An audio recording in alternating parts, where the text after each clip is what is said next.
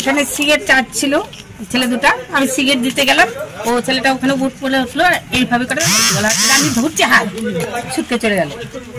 কি নিয়ে গেছে আপনার? গলায় সোনা। হ্যাঁ। কত ওজন হবে? 1 ভরি। 1 ভরি। সে কি ক্রেতা সাজে আসছিল? ভালো দোকানের ক্রেতা ছিল, ভালো মানে ভদ্র এরকম দেখতে। এটা একটা অবাক করা ঘটনা। অবাক কি? তোরটা কি পড়ে আছে? কি নাম আপনার? মিনতি পাল। মিনতি পাল। মিনতি পাল। মিনতি পাল।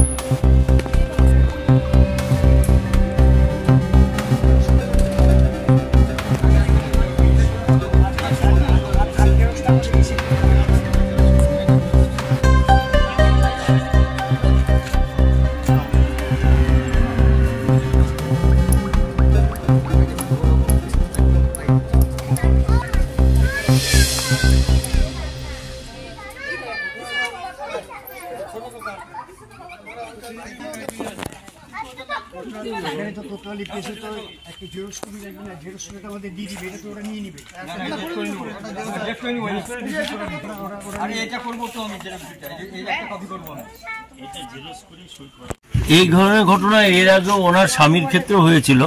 ওনার স্বামীও একা ছিলেন, তখনও একটা ছিনতাই করে হাত ছিনতাই করে অর্ধেকটা নিয়ে যায়, অর্ধেকটা রক্ষা পায়। কিন্তু এখানে ঠিক ওরা যখন সন্ধ্যার সময় কেউ থাকে না, ওরা দেখে এই অ্যাডিক্টেড ছেলেপিলেরাই এগুলি করে, মোটরসাইকেল নিয়ে কালো জামা কালো গেঞ্জি টেঞ্জি পরে এসে সেগুলি নিয়ে চলে যায়। একটা সামান্য দোকানদারি করে যেটুকুন উপার্জন করে তাতে যদি এইভাবে সোনাটাটুকু বাড়ি নিজের সোনার যে দাম সেটুকু নিয়ে যায়, তাহলে মানুষের তো একটা নিরাপত্তাহীনতায় ভুগছে মানুষ। এই যে শহরে এই সময় একটা অত্যন্ত গুরুত্বপূর্ণ সময়, এই সময় এই যে একটা নিরাপত্তা কি মনে হয়?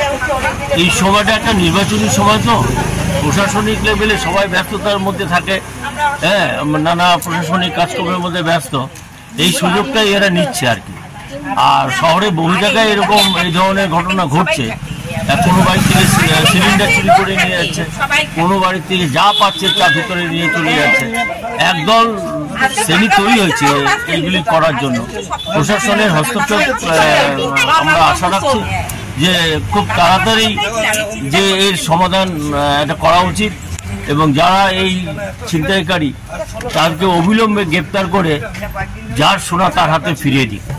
আমরা এটাই আশা রাখি যে প্রশাসন উপযুক্ত একটা ব্যবস্থা নেবে।